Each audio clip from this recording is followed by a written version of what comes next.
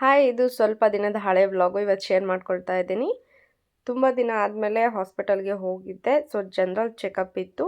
C section ಆದಮೇಲೆ ಒಂದೇ ಸಲ ಹಾಸ್ಪಿಟಲ್ಗೆ ಹೋಗಿದ್ದು. ಸೊ ಹಾಗಾಗಿ ಸ್ಟಿಚಸ್ ಬಗ್ಗೆ ಸ್ವಲ್ಪ ಡೌಟ್ ಇತ್ತು, ಅದನ್ನು ಕೇಳೋದಕ್ಕೆ ಅಂತ ಹೇಳಿ ಹಾಸ್ಪಿಟಲ್ಗೆ ಹೋಗಿದ್ದೆ. ತುಂಬ ಜನ ಕೇಳ್ತಾ ಇದ್ರಿ, ನೀವು ಯಾವ ಹಾಸ್ಪಿಟಲ್ಗೆ ತೋರಿಸಿದ್ದು? ಪ್ರೆಗ್ನೆನ್ಸಿ, ಇನ್ಫರ್ಟಿಲಿಟಿ ಆ್ಯಂಡ್ ಡೆಲಿವರಿ 3 ಟೈಮ್ನಲ್ಲೂ ನಾನು ಚಿನ್ಮಯ ಫರ್ಟಿಲಿಟಿ ಹಾಸ್ಪಿಟಲ್, ಬಟವಾಡಿ, ತುಮಕೂರು ಈ ಹಾಸ್ಪಿಟಲ್ಗೆ ಹೋಗ್ತಾ ಇದ್ದಂಥದ್ದು. ಇಲ್ಲಿ ಇಬ್ಬರು ಡಾಕ್ಟರ್ಸ್ ಇದ್ದಾರೆ, doctor Shailaja and doctor Chinmay Kulkarni.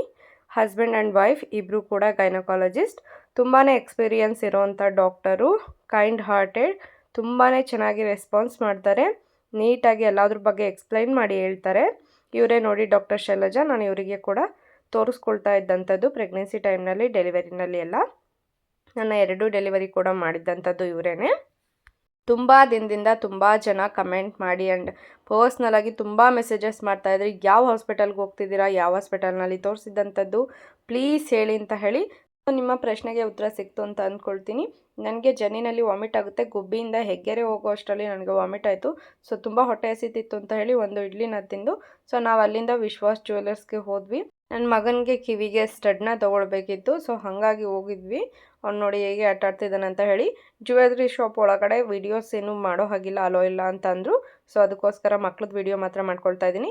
ನಾವು ಗೋಲ್ಡಲ್ಲಿ ನೋಡೋಣ ಅಂತ ಹೋಗಿದ್ವಿ, ಬಟ್ ಡೈಮಂಡ್ ನನಗೆ ತುಂಬ ಇಷ್ಟ ಆಯಿತು. ಸೊ ಸಿಂಗಲ್ ಸ್ಟೋನ್ ಇರೋವಂಥದ್ದು ಈ ರೀತಿಯಾಗಿ ಡೈಮಂಡ್ನ ತೊಗೊಂಡು ಬಂದೆ. ಇದರ ಪ್ರೈಸ್ ಡೀಟೇಲ್ ಬೇಕಂದರೆ ಕಮೆಂಟ್ ಮಾಡಿ.